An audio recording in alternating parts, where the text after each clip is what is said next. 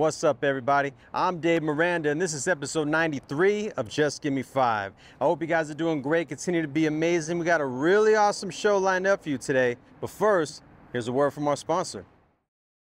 This episode is brought to you by Victory Legal Solutions. Victory Legal Solutions is a company created and owned by Vanessa Ramirez. Their goal is to help navigate your legal situation and get you connected with the legal team that treats you like a client, not a number. They provide solutions for your car accident problems, including towing, rental, repairs, medical, and legal.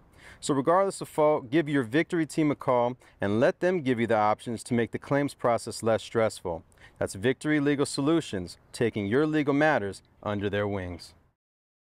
If you guys caught episode 92, you saw we had none other than the one and only Divine. And let me tell you, that episode gained her so much more notoriety. I mean, she had people that were commenting and just were like, yo, I've never even heard of her, but I just absolutely love her. She reminds me of Rosie Perez. It was just amazing, man.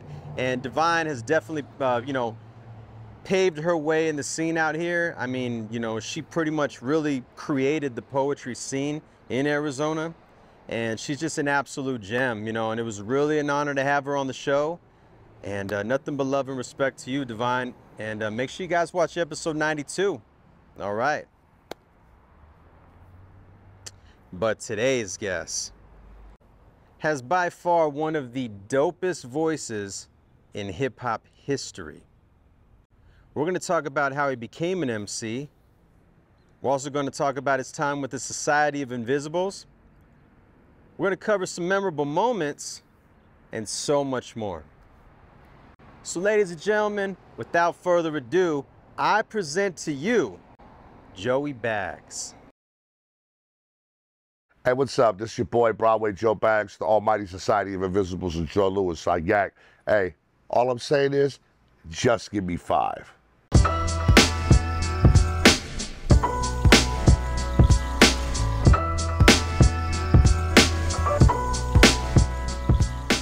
It was one of the first things I was good at. Okay. So, dude, I moved around a lot in my whole life before I got to Arizona. Before I got to Arizona, I was just turned 15. I'd already been to 17 different schools. I lived in about 10 different cities. I was away from family. I had my 2 brothers, my parents, so I was away from family. And I never made friends because I'd either go to school for 1 year, or some places I would even finish up a whole year at. So I was pretty isolated, I was one of those kids, and a little awkward. And I was good at art at first. I used to draw. I did realistic drawings. I didn't copy, but I could look at something and I could draw it just how it looked. Yeah. Really good, actually. And I was doing that, and I had comic books, and I was starting to get into drawing comic book art. And I was probably 12. And I just got the bug. I started listening to a lot of hip-hop, man. My Uncle Rick, my Uncle Dopey, he put me on to a lot of stuff. I was listening to Mac. I'm from the Bay Area originally, so I was listening to Mac Mall, E40, RBL Posse. And he put me on to Ice Cube's Wicked. Yeah. And the first time I heard Ice Cube's Wicked, I kind of lost my mind. Around the same time, I started being able to stay up later. I'm watching Yo MTV Raps. Right. And dude, I just was messing around, and I was with this little graffiti crew. I lived in Modesto, California. Okay. We had this graph crew. It was corny as hell, man. We were called Deck of Cards. DOC. We wanted to be the DOC, the Deck of Cards. And, I wanted to be the dude, so my name was Ace. There was a dude who was King. There was a Spade. It was corny, bro. Super corny. It made sense then. Right. No, dude, when you're 12 and 13, it made complete sense. And, bro, we would get those. So I started buying hip hop. Back then, CDs were brand new, so we still bought tape cassettes. Yeah. And if you remember back then, they used to have these things called maxi singles. Oh. And on a maxi single, you get the song, then you get the instrumental, then you get a sexstrumental, a B-side, right? So I would buy these maxi tapes, and we used to sit there, me and this dude named John Ulak, when I was 12 years old. We came up with this name. We were the Alley Cats. And we wrote a rap to Ice Cube's Wicked. Okay. I don't remember it. It's probably horrible. But I did that. Not too long later, at this time, I was hanging out with a lot of B-boys. Where I was at, there's a lot of graffiti, a lot of B-boys. I hadn't met anybody that rapped. I didn't know any DJs. I did have some connections to the music industry. I grew up with Chaz Hayes' nephews and nieces. If anybody wants to know who Chaz Hayes is, look up any Bay Area CD from the early 90s, Drew Down, E40, Spice One. He managed all of them. Well, he had a house in Modesto, and his nephews, his nieces, and even one of his kids went to school with me. They lived right around the corner from me. So I kind of got exposed to some of that, and I actually met Spice One when I was 13 years old. He came to Modesto. He went to the high school, and he was handing out tapes. Right around the time they had a Lowrider Super Show, which was my first concert. And it was E40, The Click, Sully Cell, The Coop, for anybody who remembers old school political barrier rap, and Spice One. And dude, I got a Spice One maxi tape from 187 he wrote. It had like a remix on the back, and I just used to write to it. Then I moved to AZ. AZ was super hip hop. And I came out here and I met a bunch of graph heads. This was 94. Okay. I moved out here August 6th of 1994. It was 122 degrees the day I touched down. Right. I moved out to West Mesa, and I got with a lot of cats that were going to Westwood at that time. What a lot of people don't know about Arizona hip hop, like a lot of people like to think, you know, Phoenix. A lot of people don't know, bro, like, you know, the East Side holds it down. Yeah. And most of the hip hop people would recognize from Arizona might come from the East Side. Yeah. So, I mean, I was going to school with, you know, I was meeting up with Z-Trip. We were going to Bomb Shelter DJs. Yeah. My boy Fluid, Ruckus, Low Cap Dynasty, a lot of these cats. And I used to hang out with them, and I wrote a rap. Yeah. I wrote a rap. And I always listened to that Ice Cube Wicked beat. That to this day, like if you play that song for me, dog, it turns into a mosh pit. So I wrote. They were down with Cypress. Right, right. Yeah. No, definitely. That was he had left NWA. He already went and did his East Coast thing. You know, he did his thing with the Bomb Squad. Yeah. So this was I think the album was The Predator '92. I want to say. Right. Yeah. So I was just totally into it. I wrote a rap to it, and these cats, they used to go upstairs. Supermarket. For those who want to know where Broadway Joe Bags comes from, I come from Supermarket. All right. If you don't know who they are, look them up. All right, this is original Arizona hip hop.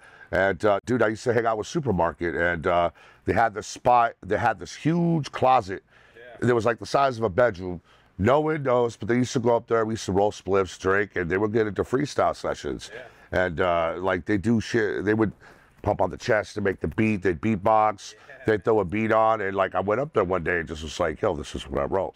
And they had me rap it. I had obviously no delivery.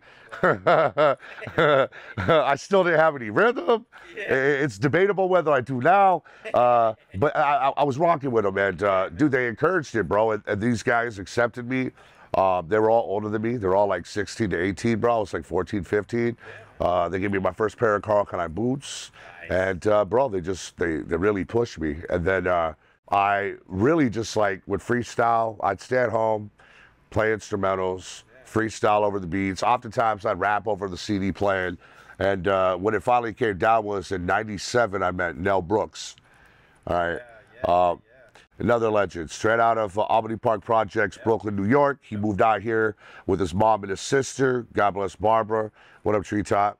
And they moved out here, and bro, we used to just get blooded and argue over East Coast, West Coast, who's better, Jay-Z, Big E, Nas, Tupac, and he was already smooth. At the time that I met him, dude, he was working with Cool G Rap. A lot of people don't know Cool G Rap lived in Arizona. Yeah, for a while. Like I want to say like 90 to probably like 98 possibly. Pokerface had him on his album. Right.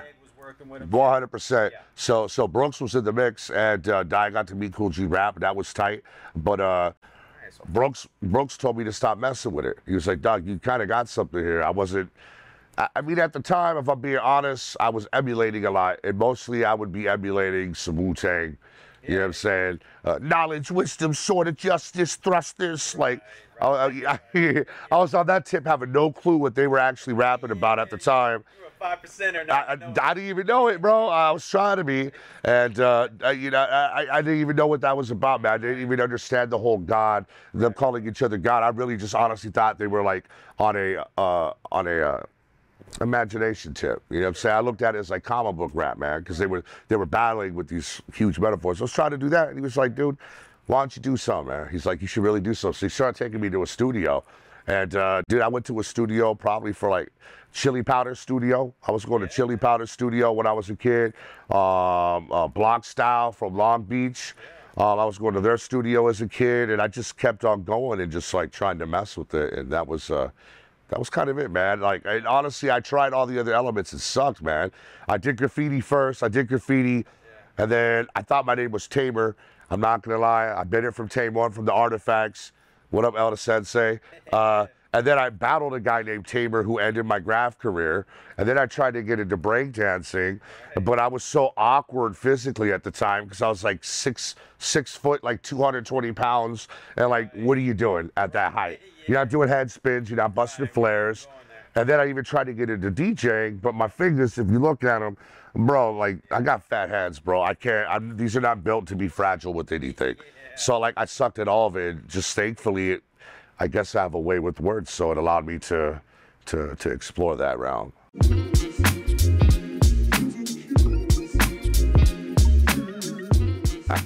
I was waiting for this question. And I thank you for asking this question, man. And I appreciate being able to jump on your platform and talk about TSOI, man. So TSOI originally has its roots going all the way back to Maryville in the early 90s. You could trace the MCs back to Phoenix Sector 1996 at Maryville High School. Atlas was a part of this crew. Knowledge was a part of this crew. Judgment, Veteran Virus, Nonsense, they were all a part of this crew. Eventually, Terminator Tragic, when he was agent number 2, he was a part of this crew. They eventually broke up, and then Atlas and them kept Phoenix Sector. And then Tragic got with Blurry Eye, with a Blur, and they formed Cypher Kings. And then they were rolling with Arlo Barone on the beats. And then you had the other 3 that would become Collective. I met Arlo Barone and Terminator Tragic in a rave, July 3rd, 1999, at the Ice House. A guy named Harold, rest in peace. He knew that I was rapping. I was basically making my reputation in '99 as a white boy battle rapper out here. They didn't have a whole lot of white people rapping, and the ones they did were on some more like Project Blowed, Backpack Status. But I was so like, I was raised on like gangster rap. And the East Coast, I was like, yeah, let's get some lyrics and get aggressive with it. So I was making a name like that. So like, who's this dude? And so Harold hooked me up with Tragic, and I was supposed to go battle him at this rave. We ended up in this big bathroom at the Ice House for 3.5 hours, indulging and not even battling, just freestyle rapping. Yeah. And I forged a bond with them that is still alive to this day. So at that point, we all became roommates. So me, Tragic, and Arlo, we all had a spot over on Central and Camelback. Well, right down the street on 3rd and Indian School was Judgment, Nonsense, and Virus. Knock was a part of the crew, too, for those who know who Knock is. Knock and his cousin, Wise, they were all part of Collective. So all this goes, there's this huge, a lot of people don't know the connections between most of the dudes from the 90s, how they're all connected, and the ones who were big in the early 2000s, we're all related. We're like all connected in some way, form, or fashion. If not by blood, you know, by how we were connected like that. So they lived right there. And we all started messing around together. And Arlo at this time, for those who don't know who Arlo Barone is, he definitely, if you want stories, you should definitely interview Arlo Barone. So what a lot of people know is Arlo Barone was an A&R and a head of street promotions for Tommy Boy Records, for Loud Records, for Def Jam Records, for all the major Interscope, all the major companies in the early to mid-90s. He started off as a DJ, and then he hooked up with Ty Carter and was a big part of the street promotions for the rise of Ty Carter. And then he worked for Ty Carter. So every time somebody would come to town, Arlo would be the guy picking him up at the airport. What do you need? Where do you want to go? Oh, you need some blunts? You want to hit the strippy? Let's go. I got you. When I met Arlo Barone, this was my first, not real introduction to hip hop because I had touched down on it before, but this was my first introduction to like original true school boom bap hip hop and the originators. And it's something bigger than just Phoenix, because his room was nothing but tape cassettes and photos wrapped around the wall. with autographs from everybody from Biggie to Method Man, Mobb Deep, Onyx, Tretch, like you name the artist, Master Ace, Lords of the Underground, dude, you name the artist, and he had it autographed directly to him. Hey man, thanks for taking me up to the strip club, or thanks for heading us there, taking us to the Dome. The Dome was tight. Thank you, talk all this. So I was mind blown, mind you, and he knew what he was doing. So he had just grown from working with Ty to he got blessed by Ty and was doing his own street promotions thing. So we started doing hip hop nights. We did this thing called Masterclass. Dude, it started on a Monday, and this was at Freedom, which used to be called Pompeii, which a lot of people, if they don't remember, was, and it was voted the #1 nightclub in the whole Southwest. We're talking LA, Vegas, and Phoenix.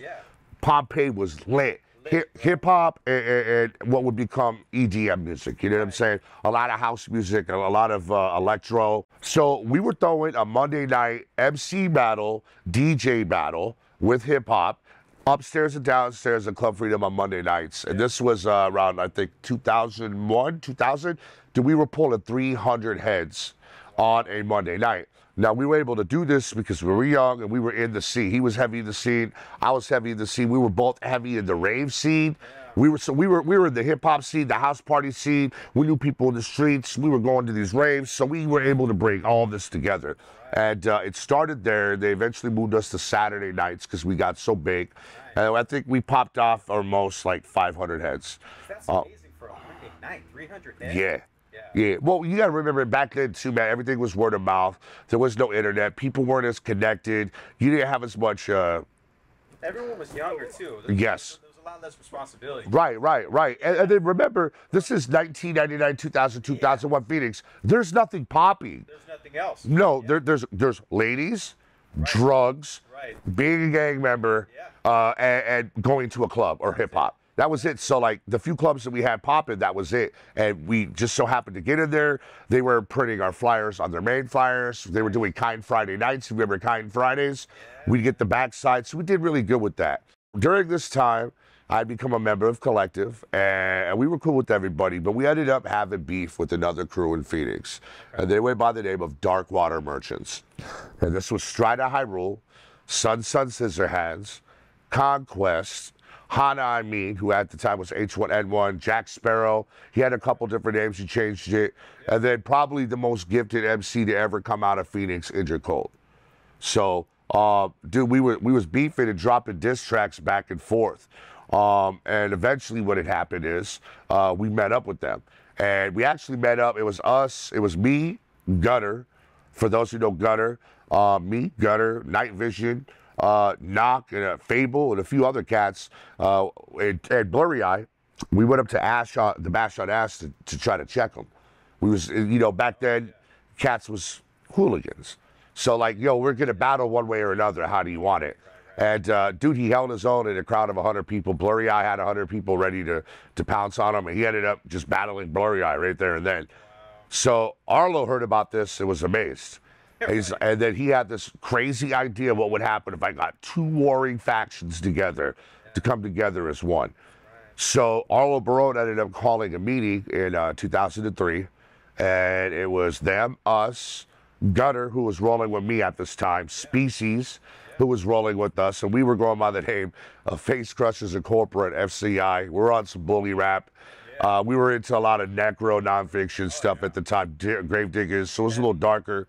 And Sneaky Pete, and then Rock. And then he brought together, we had a lot of other guys. We intended to start off, we wanted to be like Furious Styles, we wanted to be like Zulu Nation. So we had Project Blow, we had B-boys there, graffiti artists, producers, and DJs. But eventually it became a crew. We were just Geist Audio Records.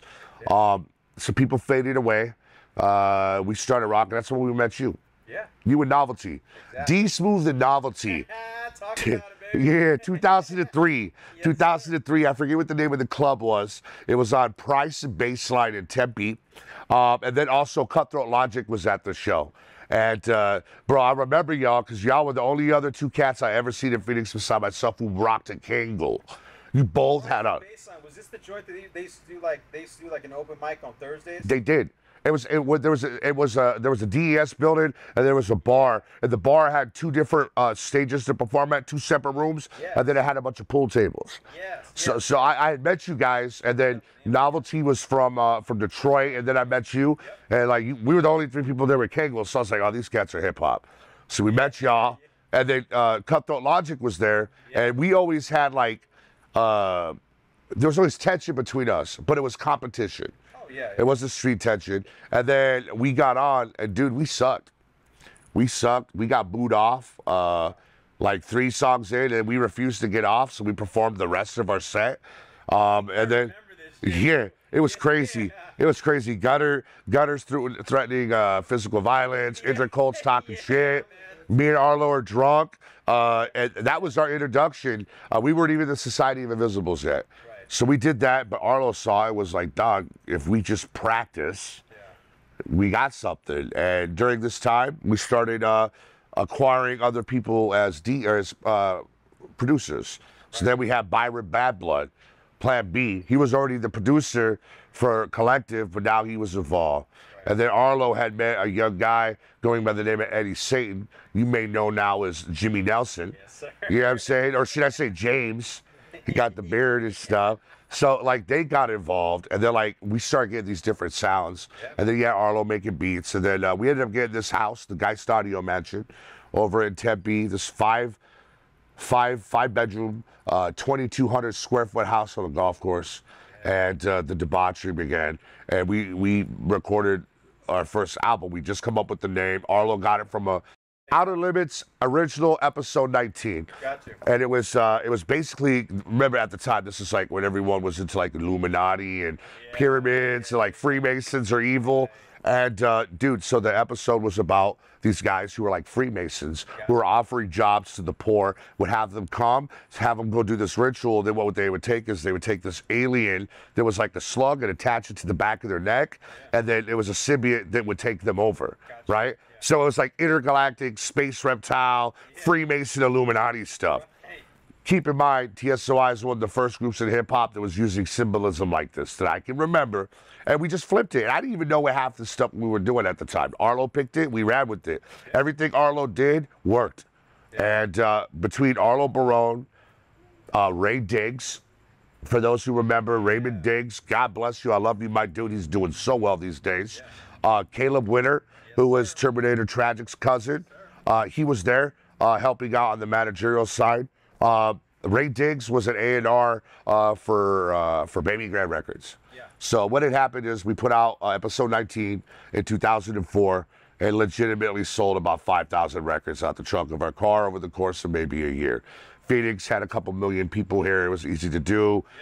We hit LA, we hit New Mexico. They had Mad Love, and we just fit in with the sounds at the time. And this was like a, if you want to call it, during the time in hip hop, this was definitely like a hip hop renaissance because there you had your shiny suit era, right? And then you had a lot of Southern rap, and I'm not just a Southern rap, but a lot of down South rap was popping at the time, and there wasn't a lot of boom bap.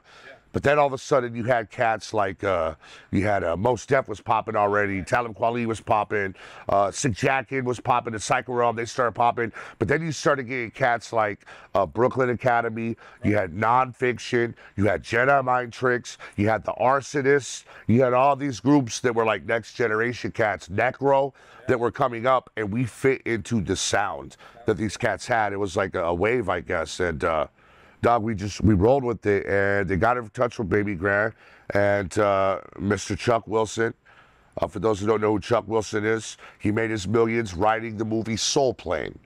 So if you watched it, just know you helped to start this record label, and Baby Grand was legitimately the #1 underground label in the world at the time.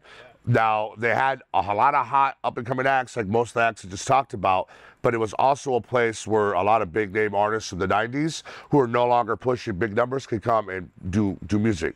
Jizza, Killer Priest, Cannabis, Brand Nubian, Master Ace. There was a lot of cats. I don't think Master Ace was on the label, but I know he was around a lot because he was on one of the tours we jumped on. Yeah, Ayatollah was on the Right. Right, so there's a lot of people, man, and dude, Chuck Wilson liked what he heard, so he signed us, and he put us on tour. So we lucked out, and with very minimal work. And when I say minimal work, I don't mean on the music, I don't mean on the talent. The talent was there. I just mean on like a couple phone calls, circumstances, and the universe synchronizing brought us together. We ended up signing this record label contract on Easter of 2005. And what they did is they re-released episode 19, or not episode 19, the original album, minus a couple songs because they couldn't get sample clearance. And then I think one of them we didn't have something we could have transferred to, so they couldn't like mix and master it the way they wanted to. So we did that, and we became one of the first signed artists to come out of Arizona hip-hop wise. I know there were others before us, Von Tell. I know at the time Poker Face was rubbing shoulders with Interscope. You know, he had that possible deal going. I mean, the dude was rocking with beats with both Timberland and Dr. Dre. And then, you know, you started having cats like Willie North Pole and Hot Rod, who were signed into G Unit, and everybody over at Man Up. You know, Man Up was popping at the time, and you guys were popping. Knock and Mike Devious were popping. So like, there's this huge push for like hip hop in Phoenix, and we helped lead the charge in certain ways. I don't mean we're the leaders, like we were the best or anything like that, but we just got put into a position to help bring some exposure down here. And dude, it worked very well. And then we went on a couple tours. We toured the first time with Nonfiction. Second time it was with Nonfiction and Jedi Mind Tricks. We did a third tour with Jedi Mind Tricks, and we did our thing, man. We did our thing, but we were wild. And that wildness and the lack of having anybody there to help direct us, you know, like I would think of TSOI as being a gun, right? But if there's no one there who knows how to aim that gun and shoot that gun at the right target, it's just gonna do damage. And honestly, that's that's what kind of tour did for us, man. We had some wild stuff pop off. You know, there was the incident with Proof over at was it not Club Red? What was this? I think it was at the Brick House. No, over at the Clubhouse. The Clubhouse. Thank you. We had that go down. That kind of sullied their name. You know, we had issues in Denver. We had a fight go on up there. You know, but we was just young and dumb, man. You had a bunch of street dudes. You had a bunch of street cats from all over the country who lived in Phoenix, where there was nothing better to do. You know what I'm saying? But party and fight and make music and holler at females. So that's all we knew. And you know, we were wild for it. And you know, it took us to a place with Chuck, where Chuck was like, you know, we got kicked off of tour, our last tour. We were in Boulder. It popped off. Ty Michael Carter, actually, because he helped us get on this tour, got a phone call from people in Boulder talking about we're blackballed and banned from Boulder, right? So we drove back to Phoenix with our tail between our legs in the wrapped 20-seat bus that we had. With the album cover that we bought with our money from the record label, and we tried to get it going, but then the thing popped off with Proof. And a lot of people don't know, just in case you're wondering, everything that would happen was just wild, but we ended up squashing that prior to him passing away. You know what I'm saying? Like, he was out here, he just did the Jerry Garcia album. Yeah, man. You know what I'm saying? He was rocking. He had a record label out here. Pushing that group Headline. Headline. Yeah. Headline. I remember y'all. Peace. If you're out there watching, peace. And you know, when that happened, we actually got blackballed in Arizona. So we weren't allowed to do any shows for about a year, and due to the fact that we were becoming a liability because we weren't taking our business serious, and we were so wild, we ended up getting shelved. So Baby Graham shelved us. From there, we did about 4 years of not really doing too much of anything. We recorded a lot of music with the idea and the hopes that Chuck Wilson was gonna be like, okay, let's put him on, da-da-da, but it never happened. And between some people in the crew, like some people started sidestepping management, making phone calls themselves, you know, and the conversations were not very positive, because it's like, you're messing with our money too. Plus, he had us on a 3-album, 5-year contract. So we can't complete our contract. We can't use our name. We can't use our logo. None of this stuff. So we were basically, they had us in purgatory for a couple years. So, I mean, we made a lot of music. It never got released. It was around this time we linked up with Preminus. All right. So, and then I think Jimmy at this time started rocking with you guys. I think this is when you guys first started getting Writers Guild together, probably like 2009, 2010-ish. This is when him and I started working on it. Oh, when you guys were doing the solo thing. Yeah. Okay. Yeah, Writers Guild wasn't until 2012. Was it till 2012? All right. So, y'all was doing that. There was a lot of other stuff going out. Rocky Tirade had moved out here. A lot of other cats were starting to pop off. And, dude, Premonitus had come to the group a couple years before. And he was a family friend's little brother who grew up emulating Arlo. And but this dude took it to the next level. So he started making beats, and we just started dropping projects, doing solo projects and working independently, man. And we did a lot of regional work. I mean, all over Cali, all over Vegas, New Mexico, Colorado, here, Texas. Individually and as a group, we did a lot. Throughout these years, though, throughout the 2010s, you start getting a lot of tensions, though. A lot of people started growing up. A lot of people started, you know, when you're young, unity's a great thing. You know what I'm saying? Like, everyone sleeps on each other's couch. You know, you're feeding your friend. Everyone's coming over and spending the night. Whatever it is, we're just rolling like a gang. We're rolling as a crew. We're a group. We're a squad. That's it. Fam forever. I mean, we all went and got the tattoo forever. And but people started to grow up, and a few people started to go into different directions. And then there was a lot of bickering going on. There was a lot of, some people had egos. Some people were not productive. Some people got deeply involved with doing life in the streets and not taking the music seriously. So every time we tried to do a reboot after the 5 years was done, we would fail at it, man. It was like every year or every other year, we'd all get together, we'd drink some beers, we'd smoke some weed, we'd hit a backyard, and we would talk about how we're going to do the next TSOI project. Well, we started to do this in 2012. I'm glad you brought up the year, 2012 and 2013. This is when we met Sick Jacket. So we went on tour, I think it's 2013.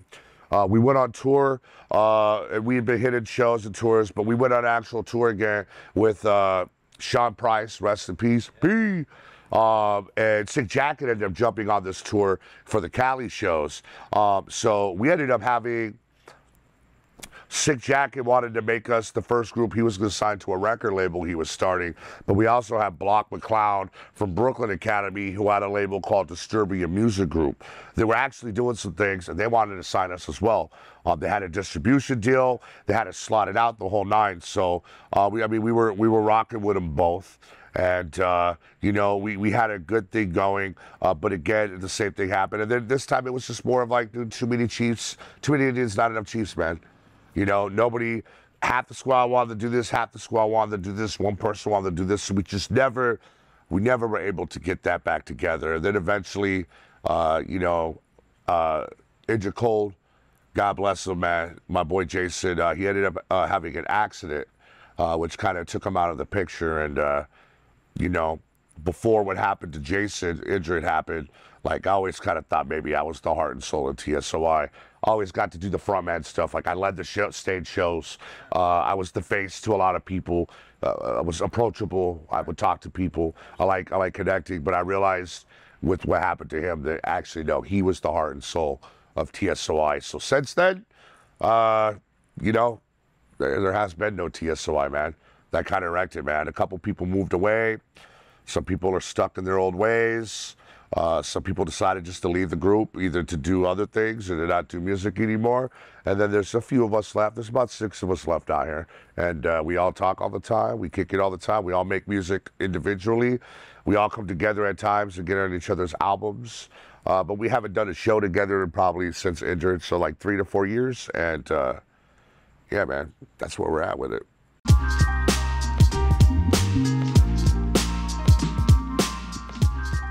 I have a few. I mean, I could say getting my GED.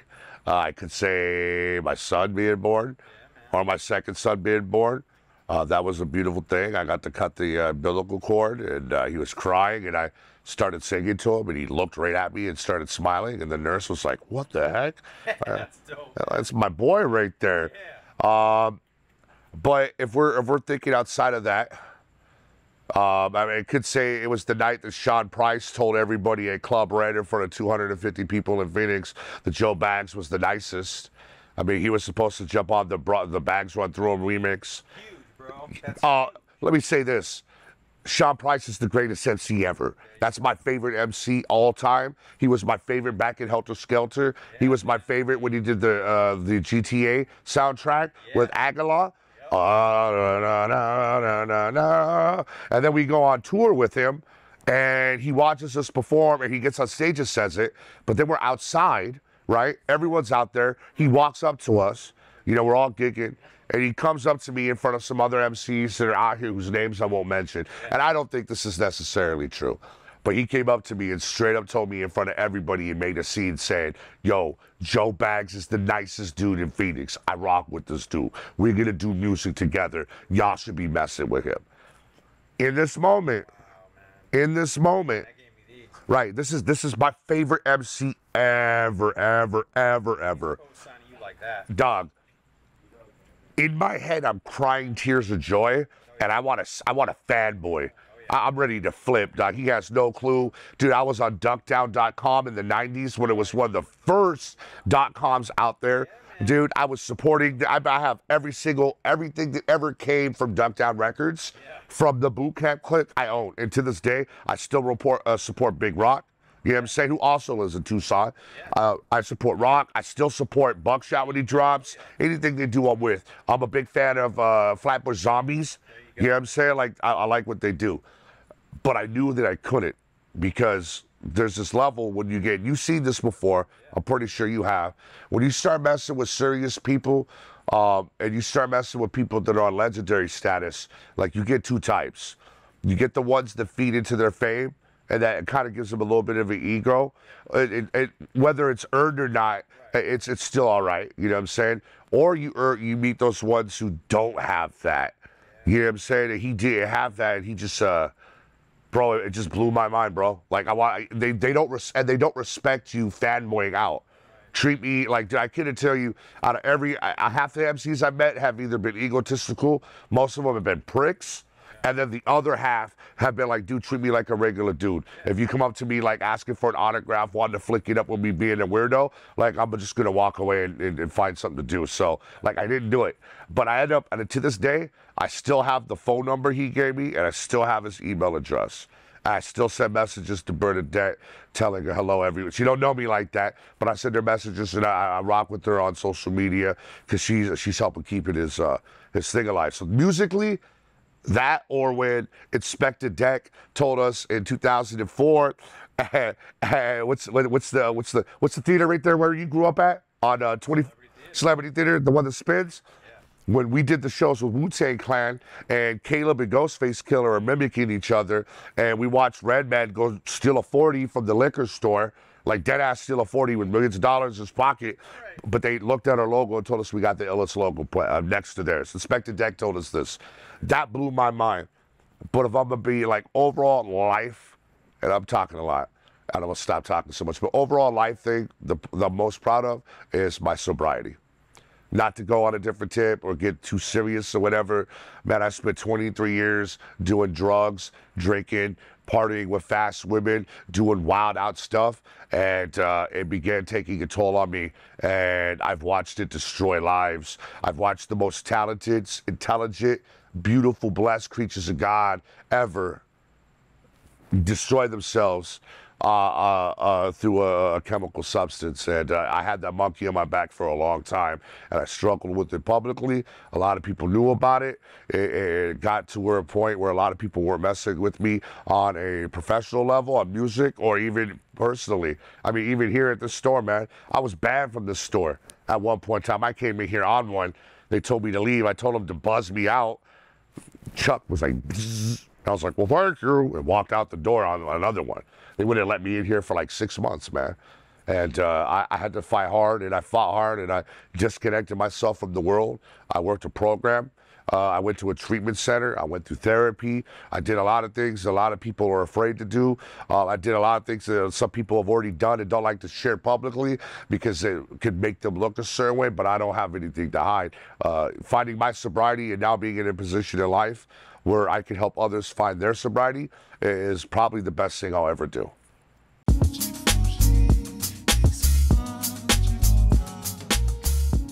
Well, here's what's next. So right now, I'm putting out 2 projects with West Coast Creations out of LA. For those who don't know who West Coast Creations are, look up a Monstro, Stroyer One, look up Mr. CR, look up LA Cool, Tata Crown from Phoenix. There's a lot of stuff with them. They're connected to everybody in the LA scene. From the Alcoholics to Ice-T to Razcast to King T to Cam, whoever you can think, Dub C, MC8, like all the old schools, they got connections with them. And I'm super proud to be able to have a project put out with them. It's being produced by C1, who's produced for a lot of these cats. So I'm blessed to have that. I'm also putting together this project with my boy St. Louis Gabor. We formed a 2-man group called Joe Louis. He's from Pasadena. We're doing a group project also produced by C1 and being released by West Coast Creations.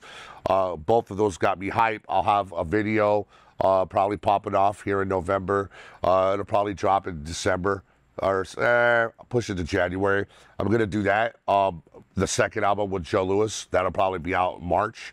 But on top of that, TSOI got back together. The last 3 months, a lot of us started reconnecting, man. Sneaky Pete, Species, Sun got out of prison, myself, who am I missing here? Judgment. I mean, we all have been talking. Done One. We've all been talking, and dude, I did a show a couple months ago, and I did another show a couple weeks ago, and there were some people who came up to me and showed me love on the TSOI tip. I had a dude actually come up with his kids and his parents and try to explain to his parents how he grew up on the music that my squad made. I've honestly never had that happen before, and it was a blessing, and it's happened a few times recently where I've just like, I feel like God's been talking to me like, dude, reach back out, talk to your dudes. So we've been doing that.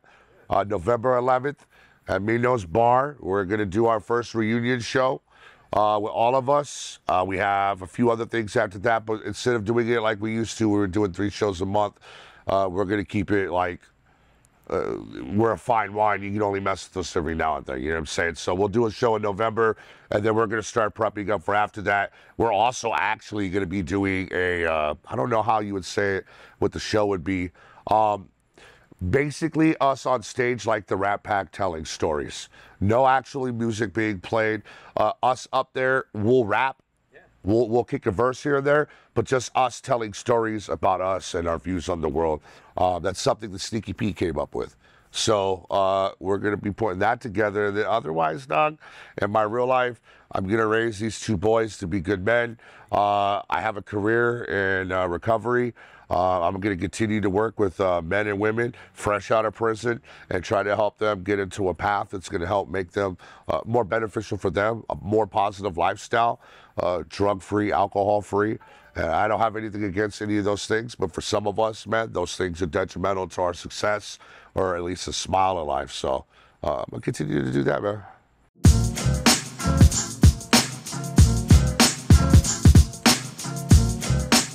You reaching out for me to do this made me feel that way. I'll be honest with you. I haven't always felt that way, bro. I know who I am. I know what I've been a part of. I know the role that I played in other people's lives, whether we're talking hip hop or in other ways. You know what I'm saying? I've always known this. But I was a drug addict, which means I was secluded, detached, and isolated. And I didn't have any self-love. I didn't even have any self-respect. So if that was there, I didn't recognize it for a long time. I'd sit alone and just hate myself and hate the world. It felt like nobody cared. In my sobriety, I realized that's not true. I've had a lot of people reach out in the last year on my path to tell me they were proud of me. I had a lot of people tell me they respect me for what we've done and what we've accomplished. I know no one can take it away. Dude, even getting the call for the show, bro, I told you I was giddy, bro. Like, mad love Mad love to Jimmy and Dave for just give me 5, man. I pay attention, man. You guys have some real deal people on here, and to be affiliated, associated, and to be able to speak my piece and be given a platform and to be given my roses and allow me to just give them back to you. You know, you're Jimmy Nelson and you're Mr. Miranda, dude. It's a beautiful thing, man. If it's given to me, I want to give it back. That's where I'm at. This is the key to life that I've learned in the last couple years. If people give this to you, any love they give you, any blessings they give you, it's not for you to keep or hold on to. It's for you to share and give to somebody else. So to know that, dude, is cool, man. And I would hope and I pray that every other person who's watching this feels the same about themselves. Don't matter what I've done musically. That's cool. Some of the stuff is awesome. What I've done personally in my life is starting to get great. But in the end, man, we're all blessed. We're all giving gifts. We're all special, man. I think a lot of people don't realize that. If they would realize that, I think lives would change. We treat each other a little differently. You know, but it feels good, man.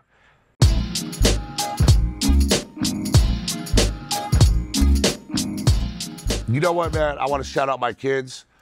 Orion and David Kingston. I would like to shout out Arlo Barone, Ray Diggs. I love you guys and owe you guys my life. Everybody at TSOI, St. Louis Gabor, Knock, Tata Crown, Blurry Eye, Mr. Miranda, Writers Guild, my man Ali, Fly Guy Ali, you know what I'm saying? Chuck for letting us come to Trill and having this world famous hip hop shop that I grew up going to in the 90s, back when it was style rock. Just all that, man. And just everybody out there listening, man. Follow your dreams and push through. If you don't feel right with yourself, it means you're not on the right path. Analyze it and just do what you got to do, man. And with that, my name is Broadway Joe Baggs, and thank you for letting me speak my mind. And there you have it. Man, shout out to my brother Joey Baggs, man. I've known Baggs for a long time. Actually, as long as I've known Jimmy. You know what I'm saying? They all used to be in a crew together, Society of Invisibles. And, you know, during that time, man, I mean, they were just on top of the world out here. You know, they were really like our version of Wu-Tang Clan, really, you know. And Baggs has always been solid. You know what I'm saying? Just regardless of what, he's just a good human being, man. Always been A1 since day one. So it was truly an honor to have you on the show, my brother. I know it was long overdue, and I'm glad we were able to do this. Make sure you guys are following him on social media. And shout out to my brother Jimmy Nelson on the camera. Make sure you guys subscribe to that YouTube channel. And don't forget to hit that bell notification so you get notified on all upcoming episodes. All right. Well, this was definitely one for the books. I hope you enjoyed it as much as I did. Until next time, stay tuned, stay blessed, stay healthy, and just give me 5, y'all. Everything you get, you got